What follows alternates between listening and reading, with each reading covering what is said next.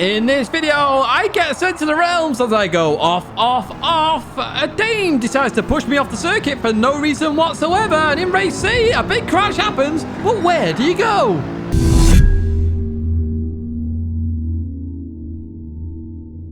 Hello everyone, and welcome back to the Gran Turismo weekly race guide here in 2024. Week 7 presents one of the best weeks possible. We've had a big change in daily races. First up, though, is Daily Race A, where there's not much change, to be honest with you. We're in the Honda NSX, we're at Suzuka, the short circuits, the East course, and what else are we doing here? Well, it's 7 laps. It's a grid start with a false start check on sports hard tyres. Of course, BOP is on, so you can change the livery, add a spoiler if you want, but the car in itself is not affected at all. Some of you will not like this race, and if you don't, there are some timestamps there for you. However, we have used this Honda NSX before at Miyabi in the past. Let's see how it handles itself at Suzuka. Right then, let's see who's on the grid. Chicken Angel's on, Exosum is on pole position, and we're starting in P8, I think that is. Yes, we are. So hold the handbrake, of course, if it's the false start check. Hold the handbrake, traction control on 1 for this Honda NSX Type R. And we're getting ready to release it. There we go. We get pretty good start, to be honest, compared to a lot of people. We'll turn traction control off once we've changed gear, and we're going to head towards turn 1. One thing to note with this car, it's very slidey indeed. Huge weight transfer in this car. As we go in towards turn 1 then, seems all settled at the moment. Maris going to go around the outside of Mark there up ahead. Oh, hello, we got contact there. Somebody called Poopy Butthole was affected in all of that. Hanson Frank comes back on. Lets me go there, I think. So, I mean, I appreciate that. You didn't have to at all, really, as we go into the right-hander. So, we're up to P6. We've gained 2 positions from that as we go on to lap number 2. We're looking to catch up to Mark here as we go into that second lap then. That goes a bit deep then. I was looking on the inside. Just enough of an NSX size gap there, but I couldn't really make any or take any advantage from that as we go into the winding S's here at Suzuka. Honestly, at this point in time, it's really hard to overtake when you're in the S's because it's all about the fast-flowing essence of them, which does mean no hard braking, and it's if they lose control. But it just goes a little bit deep here, so I start to look on the outside there. Tiny bit of contact as we go into the left-hander. A bit bigger a push there from Mark, which sends me off the circuit there. And I try and bring it back, and then I see everyone come in, so I try and jump out the way there to avoid that as we just come back on safe and sound then. So we're going all the way back to P11. There's only one person, the person at the start, of course, the victim at the start there, who actually is further behind than us. Go through here then, pit walk up ahead, just goes a bit too much of the Suzuka East circuit then. We're going to get on the inside here, and we're going to have a drag race towards turn 1 then. Do rev the nuts out of this car, of course. And as you can see there in that rear view mirror, we are pulling ahead of them at the moment, even though they're in the slipstream there. There we go, we can pull in. I think they may have let us go there for that final bit then as we go into the right-hander here. Langer goes very wide there, touching the slippy stuff, doesn't quite lose it though. Well held there by Langer as we continue on through here. Then let's fast forward a little bit then, because of course the S is very hard to overtake here. Into some of the racing action and as we go into this right-hander, and I seem to be able to do this very well, but I have to brake quite hard. Some of the people just struggling a little bit on that right-hander as we continue on through then, and Langer up ahead does maintain position for now then as we look towards turn 1. Can we do anything here? Right behind them in the slipstream here. The also was that right there. They are letting me go there. That's where the dab of the brakes. They weren't brake checking me there. They were trying to let me go. I appreciate that, but we could have had a good race there as well. All's good though as we head in towards turn 1. Then we've come back up to Mark then with the Italian all over the back of Mark at the moment then as we go through this right-hander. We'll advance towards lap number 5, or it could still have been lap 5. I'm not actually too sure there as we go into this right-hander. It's all slow through here, looking for the good run out of here. You don't want the oversteer on the exit here. That's how you get the momentum.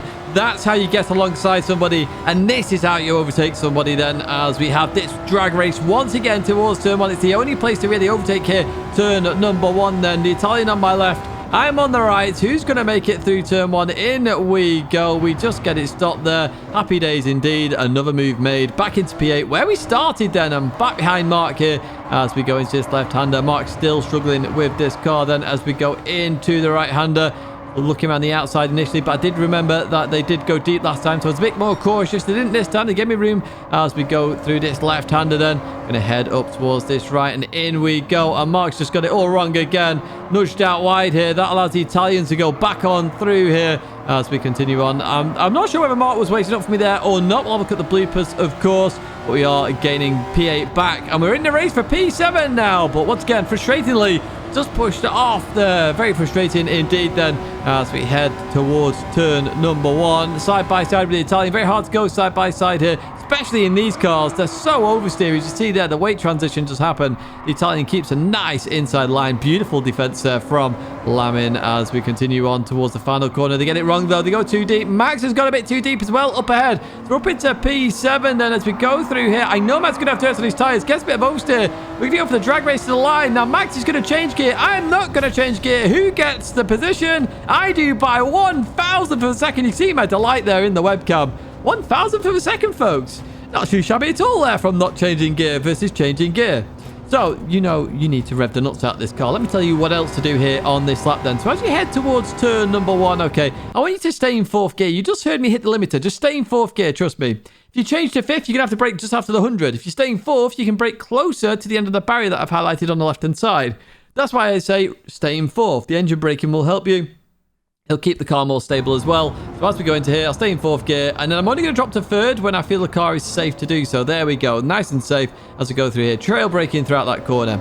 On the exit then, I'm in 3rd gear, using all the circuit where I can. Head over towards the right-hand side. As we go into here, stab the brakes. And this is all about settling the car where you can. So I'm dabbing the brakes as I go through here. You don't have to. You can just lift off and let the car roll if you are struggling with the braking aspect. Braking will force more oversteer. As we go into this right, though, I will highlight this moment because you always brake here in every single car, okay? The start of the curve there on the right-hand side. Just dab the brakes a little bit. Make sure your car keeps a nice, tight line for this one, okay? So you can see there on chase cam for you if you're a bit unsure what I'm talking about here. But what we're going to do here is just keep a nice, tight line close to that curb, then start accelerating. And as we go up towards this left-hander, once again, nice lift there as we go up here. And we're looking for the Marshall box on the right-hand side. I've just highlighted it right there, okay? So as that gets to the edge of your screen, lift off and turn in. Really good indicator, this one, because you can cut a lot of the inside. Don't cut too much, though. There is a penalty there. But you can cut enough here with that Marshall box in your vision where you actually go around the corner absolutely fine. I dabbed the brakes a little bit. Carried a bit too much speed there, to be honest with you. But notice how I'm keeping the car settled throughout that corner. It stops the oversteer on exit, and I can head towards that line. That's going to be a 57.2. Look at how consistent I was, though, on that right-hand side. 0.3s for days, and then into the 0.2s. That's it for race A, though. We've already jumped to race B here at Spa-Francorchamps, where if you haven't already guessed by what you're seeing in front of you, we're in Group 4 machinery. What are we doing here then at Spa? It's 3 laps. Yes, it's a very short race. Racing hard tyres, and only the brake balance is adjustable. Now, because it's racing hard tyres, front-wheel drive cars are not very good here at all, even if they're fast in a straight line. So I went for the McLaren. Let's jump to the race then. Let's have a look at exactly what happens, because this one gets a bit dramatic. Right then, who's on this grid? Who's in what car? We've got 650S on pole. There's quite a few of them. We've got a couple of Mazda 3s in there as well. And I'm going to say it because I haven't said it already in this video. If you are enjoying this video, do give it a like and do subscribe to the channel. We are on the journey to 50k now with a massive special planned for the 50k. That's a big old celebration, so do keep an eye out for that one. But I appreciate all the support as always. As we head towards turn 1 then, we do start in a stupid place here at Spa. They really need to sort this out in my opinion. But as we leave that corner, we are right behind Robo Mags, but we've lost so much time to the leaders. It's unfortunate when you start there because it's guaranteed you are not winning this race from that position. And you could say, Tidge, why don't you set a time? But if you think about it from the perspective of if you do set a time, you are still going to start, or some people are going to start there, and that is an issue. Quick through here though, Robo Mags unfortunately gets Radion all wrong there, straightens it up, and that will be a penalty. Now just listen closely, Robo Mags went to 7th gear, I stay in 6th gear. I highly recommend you stay in 6th gear in this car, don't go to 7th. It can be a tiny bit quicker depending on the slipstream, however, under braking here at Les Combes, it's so much better to be in that 6th gear. We advanced a bit further on then because we did get past Robo Mags. Good racing there. And up ahead, a Mazda 3 has gone off there of Aarhus as we go into the left-hander then. Slight tap from them. And then they're just going to decide to run me off the circuit because apparently they're a moron. Yes, we have a moron in this race. And they are up ahead. So next time you see them, you know, you can be like, oh, hello, moron. Right, anyway, we're going to carry on with the race there. Robo Mags takes that penalty. We fast forward through Blanchimont, and we've got another Mazda 3 behind us. Solid Mel here as we go into the braking zone, then defending that inside line. We do defend nicely then. In towards the left we go, and we get a slight tap there from Solid Mel. Bit frustrating, to be honest with you, as we leave that corner. And you see my face there. I'm just like, what's going on here? Why are the Mazda 3s just driving the way they are?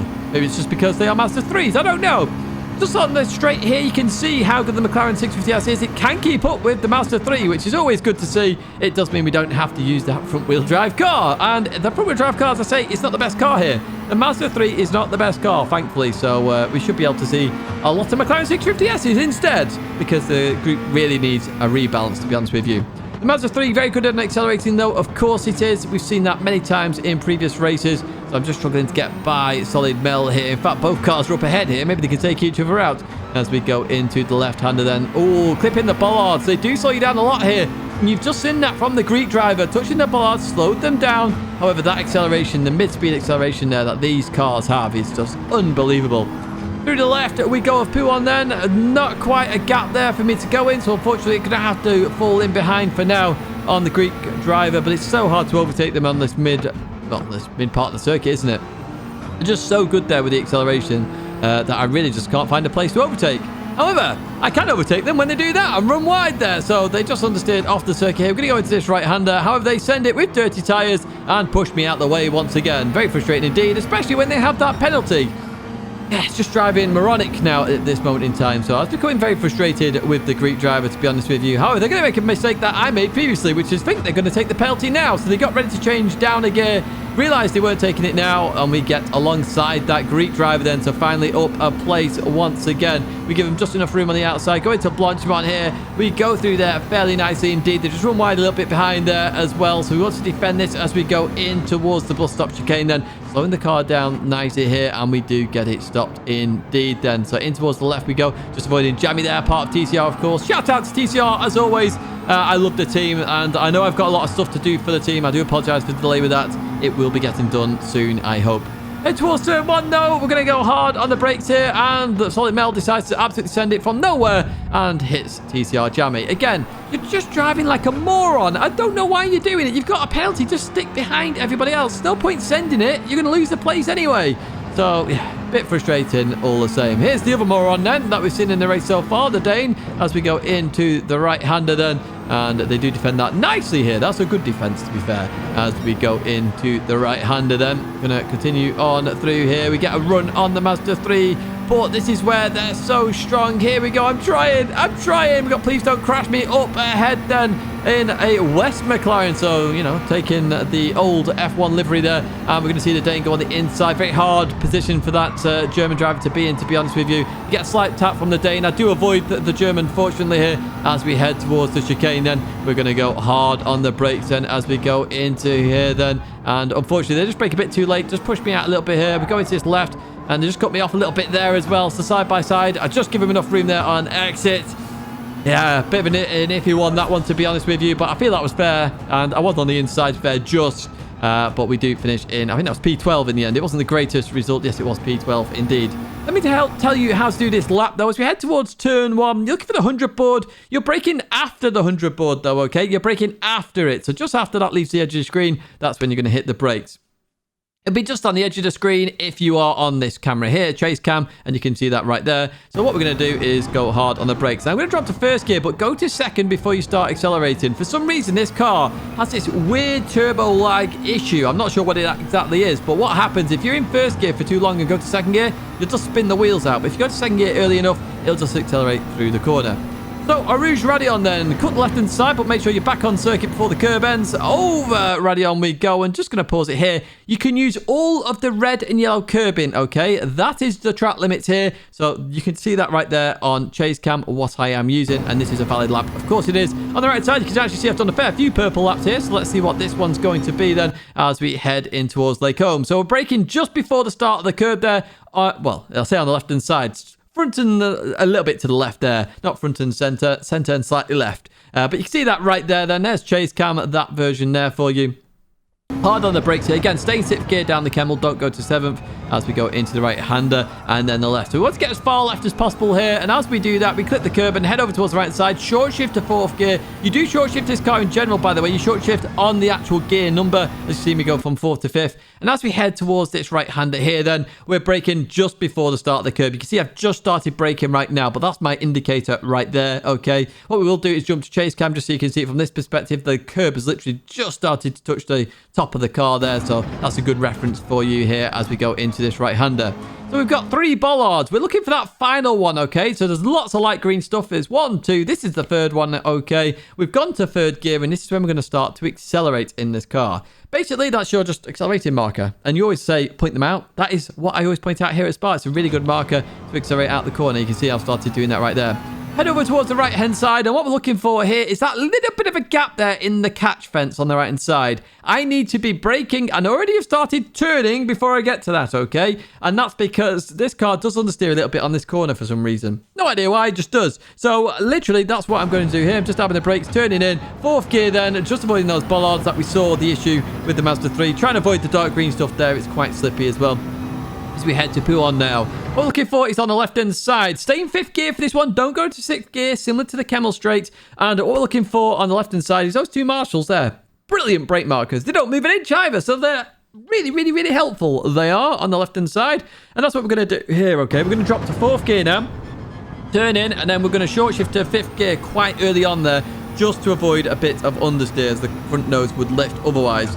So we'll continue on through there, and then we're going to head towards the next braking marker. So you can either use the gantry, which I've highlighted there. That is what I'm using in the McLaren. But the start of the curve is actually what you might want to use in the Mazda 3 or cars which have better brakes than this McLaren. So the gantry is what I'm using for this particular lap, okay? So we're going to go hard on the brakes. Again, down to 3rd gear. I want you to stay in 3rd gear a little bit here as we go towards the right. We're going to chuck it left, and that's when we're going to short shift to 4th gear where we can. Oh, I don't do it on this lap. You can do that, though. 4th gear, short shift to 4th gear on that corner. I should have done it on this lap, and I didn't for some unknown reason. So just keep that in mind. Don't do what I showed you there, although you can. So heading in towards this right-hander, you got the big, concrete block on the right-hand side. You can see it better there, or to start the curb. Any of those 2 references are good references to use here as we go into the right-hander. Try and accelerate as early as you can, avoiding the slippy stuff on the left-hand side. Now, the start of the curb on the right, really good turning marker. Use that. And on this corner, I want you to short shift to 5th, like even more than short shift than normal, okay? It'll just stop a tiny bit of understeer, and it means you can do it flat. If you're staying 4th for longer, you're going to have to lift a little bit. So I'd rather not lift, and that's what I'm going to do there. I short shift to 5th before the halfway marker. So, it's kind of critical, that one. Heading towards Blanchimont then. It's a slight lift during Blanchimont there. You can see that I did 142 down to 141 when I hit the curve there. And we're going to head towards the final corner then. So, on the right-hand side, there's a billboard there. So, once the billboard started hitting the edge of your screen, you can hit the brake marks, or hit the brakes, because that is your brake marker. I will get some English out there at some point. On the left-hand side, you've got the 150 board. You can use that if you like as well, just after the 150 board. I've just highlighted the marker there as well with the big old arrow, just to make reference to it, because I know the times we're covering it up a little bit there. So through the first part, again, I'm trying to stay in 2nd gear throughout here to avoid the oversteer on exit. There we go. Happy days. You abuse the curb a little bit there in the bus stop chicane, and that's 27.9s, definitely mid-27s possible in this car. We jump to daily race C then, where this is where the massive changes happened in the daily races, okay? A big change. We're at Suzuka, we're in Group 3, but what is the big change you are asking for? Well, there it is, folks. 20 laps here at Suzuka, and it's not a mistake. They've changed the way the race works in terms of time slots as well. Rolling start, racing medium tyre is required to pit. Times 2 fuel and times 3 tyre wear there as well. But significantly, 20 laps. It's a long race, this one. It does open up a lot of strategies here if you want to try them out. We chose the Porsche 911 because of the car profiles. You know why. Let's jump into the race. Let's have a look exactly what happens. Right then, here we go. We've got 911 in pole. Of course, I chose this because the car profiles, I just mentioned that. This is top of those times, of course, in terms of optimums. If you're not subscribed already, as I've already mentioned, we are on the journey to 50k, so I do appreciate the support and the help on that journey to 50,000 subscribers as we head towards turn 1. Then we've got Womble up ahead. We've got Marisonic in a Nissan GTR. Nice mixture of cars. I do expect a mixture of cars this week. A lot of people are going to choose the Meta, which appears to be the BMW M6. I do expect that to get a nerf at some point, but I know this Porsche is going to be strong here. This Porsche is going to be very strong, so if you want an alternative car, choose the Porsche. That's all I'm going to say. Now, we go through the S's here. It's all line astern. Of course it is, because it's very hard to overtake in the S's here as we continue on through and head in towards the left then. Is there any mistakes here? No mistakes so far from absolutely anybody. Looking good so far. And again, 20 laps here. It does mean you can be patient here. Look for where to overtake and make proper decent decisions in terms of overtakes there. Womble loses the rear end a little bit then. Going through Tidgney 1 into Tidgney 2. There we go. And we do get a bit of a run here on Womble then as we head towards the hairpin. Womble goes towards that left-hand side. I'm on the right here. Going to go for the big out braking maneuver here as we go into the hairpin. And as we leave this corner then, Womble does give me room as well. I appreciate that room there. Good sportsman-like stuff from Womble as we continue on through. You can check out Womble on YouTube, of course, as we continue on through. Yes, we did gain a place there. Happy days indeed. Womble looking potentially to come back at me there in that F-type, but not quite here as we go in towards the left-hander. We slow it down there. Muscafi, ABS off. So Muscafi not using ABS this week. You're brave, you're very brave, but fair play to you as we leave that corner then. And we advance to lap 2 then. Up ahead, we've got Cooper and Vegas then. Through the right-hander we go. They're side by side. There's a bit of contact between the two of them. And I'm not sure where to go here. Fortunately, the ghosting works. And yeah, unfortunately, Cooper has gone round there. Vegas and Cooper involved. We'll have a look at the blooper of that, of course, because I'm not sure what happened there as we had a big old GTR in the way of Mario Sonic. So we're going to head towards Spoon then, and it's a lovely looking livery on that Petronas Mercedes, isn't it? It really, really, really is. As we continue on through there, Womble following me through as well. Oh, Vegas loses the rear end a little bit here. How fast is the Porsche versus that AMG Mercedes? That's the question. We get closer and closer, but I lift. So I don't want to go side by side into 130R here. There's no point. We've got a lot of the race to go here. And this is what I'm expecting to happen in this race, is people making better decisions and not taking as much risk here. We go down the inside of Vegas, so we do get it stopped nicely here. And we are up another place then. Up into P9 we go then. Quite nice move that from me, if I do say so myself. Lap number 3 then, we're right behind Mario Sonic here as we head towards 130R. Once again, I'm just lifting off a little bit here then, just because I don't want to go side by side. We are purple as well as we go into here. Now, in terms of fuel, by the way, you have to keep a tiny little bit of an eye out on the fuel in some cars, but this Porsche could just about get there to the end. Obviously, it depends what you're doing, what gears you're using, etc., etc. We're going to leave the Casio Triangle then, right behind Mario Sonic in that GTR. Are we able to catch the GTR? That is the question then. Yes, we are. Look at this. We're slowly catching it. Slipstream's coming into play then. We're going to head towards the right-hand side here, down the inside. Very hard to do a turn 1 maneuver here without contact. No contact at all. I enjoyed that move, I'll tell you that much. So you can see the smile come on my face. Brilliant move there. Mario Sonic gave me just enough room there as well, so fair play to you here. We do catch up to the next pack, and at this moment in time, I was thinking, do you know what? I'm actually losing a lot of time here. A heck of a lot of time just being stuck in traffic. So I was trying to work out where to change tyres, when I can pit, etc. So I'm actually going to try a bit of a unique strategy, and this is where this race comes into its own with its longer length. I'm going to come in the pit on this lap number 4. Because I've done 4 laps, of course, I can obviously change tyres here, and I've got 4 lap newer tyres essentially than everybody else. So I've got a lot of clean air here. I kind of figured most people will pit lap 10, and this is what I wanted. I wanted to go for the clean air. So we get to lap number 9 then. I've had some good laps here in the 59s as I get used to this combo. Of course, this is the first race of the day. We've caught up to King Ghidorah here. Is that the thing from Godzilla? I think it is, isn't it? I'm not too sure here. As we head up towards the hairpin then, I was hoping to have a quick pass here on the Mustang driver. We'll see what happens. They go a little bit deep here. We accelerate out of this corner, trying to break away as quick as we can here. But that Mustang can be quick in a straight line as we go through the right hand. I was hoping they would give this up at this moment. We're in completely different races. We really are indeed, as we head up towards Spoon then. And we have been catching everybody else here. In towards the left we go. Do we get it stopped? We do indeed. They're still there though, unfortunately, costing myself and themselves time. Although they've got nobody else to race, of course, they're going to race whoever they can to enjoy the race how they see fit. As we advance to lap number 10 then, you can see everybody else coming in the pits here then. We just get a fast lap there, 58.9. Plenty more time in this lap, of course. This was the first race of the day, so yeah, it is what it is. But you can see I've undercut absolutely everybody here. Absolutely everybody. And this is what's great about this race. Because it's got such the length there, you can pit from about lap 5 onwards, I would say, and you can really have a unique strategy. We go to lap 19, where my tyre wear really is coming into its own, and Cooper's caught me up here. Cooper, after an earlier incident, is in P2 right now as we go in towards turn 1. So they were catching me throughout here. You can see my tyre wear really having an impact on those lap times as they start to drop off here. I suffer with some understeer and oversteer as we go into the S's then. The Cooper just has to pick the right place to overtake. Now, I can tell when somebody is a really good driver and not a good driver in terms of World Tour level by the way they drive. And I could tell on lap 18 and going to lap 19 here that Cooper was either a very fast Japanese driver, because all the Japanese are very quick here at Suzuka, or they were a World Tour driver just on an alternative account. So we're going to continue on through here then. Cooper setting me up here for a move at Tidgney 1. I go defensive, going through here. Unfortunately, I just got a tiny bit too deep. Cooper down the inside then. Gets the job done, and that is a beautiful move. You can see the smile on my face. It was such a good move. So thought out, so well done. Unbelievable move there by Cooper, but I wasn't giving this up just yet, folks. Why would I give this up? I'm really close, and all it takes is one mistake from Cooper, and we could be back in the lead. We've had a fantastic race here so far with that undercut strategy. It worked out really well. We're going to accelerate out of here, though, and I've not been used to dirty air for most of the race here, and I just suffer a bit of dirty air, along with the front tyres being a little bit more worn there. I decided to venture off there. Cooper does win the race in the end. I finished with just enough fuel as well. Really well played to Cooper. That was superb. Absolutely superb driving. It really, really, really was. Just, what a move. What a move at Tidgney 1 and Tidgney 2. Just, yeah, I love moves like that where somebody's just absolutely nailed you and nailed it to perfection.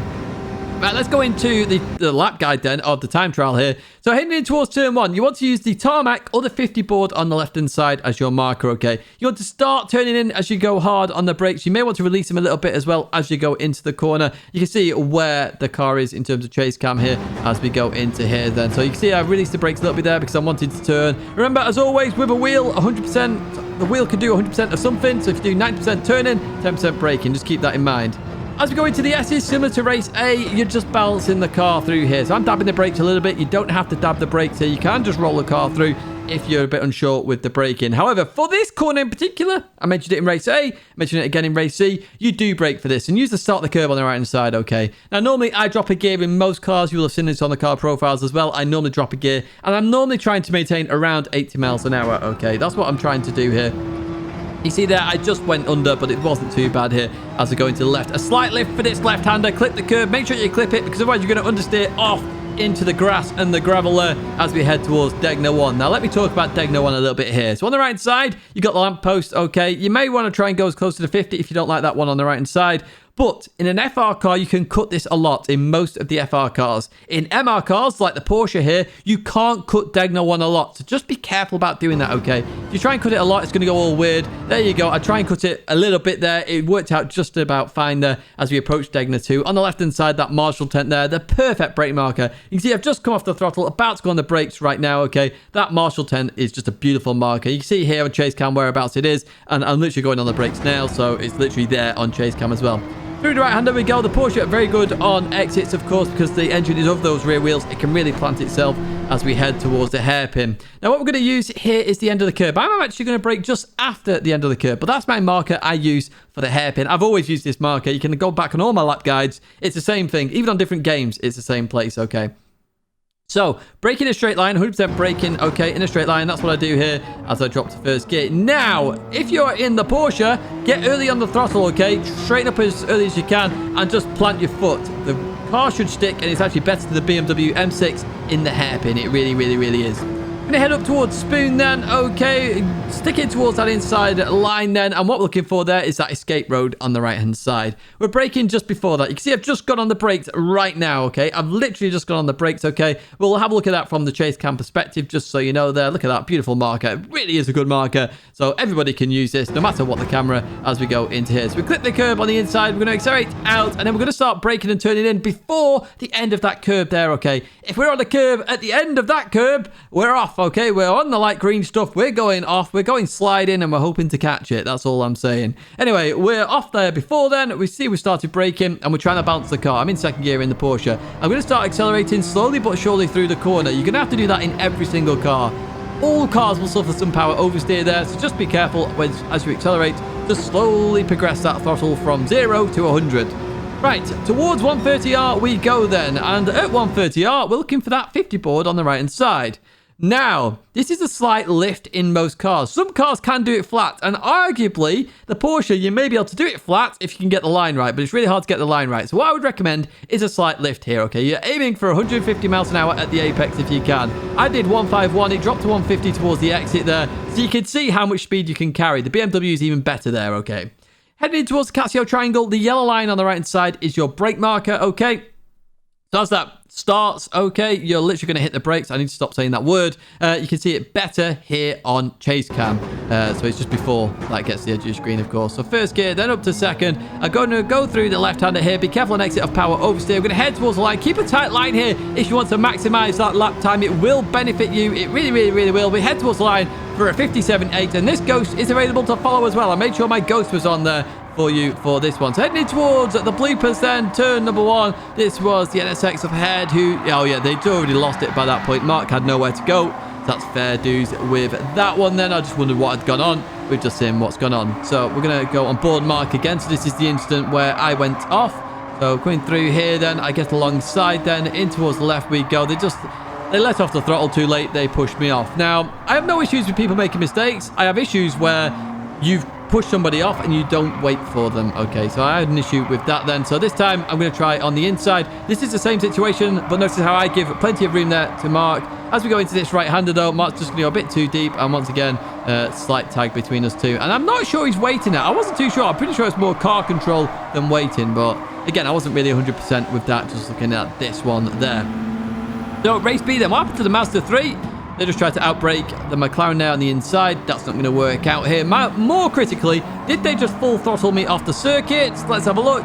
Yes, they did. So you're a moron, is what we're saying here. You are a moron. Let's have a look at Mel then. What happened to Mel here? So this was the tap into the chicane. So they're going to accelerate a little bit here. Slight tap. Okay, that's nothing major there. That's not really...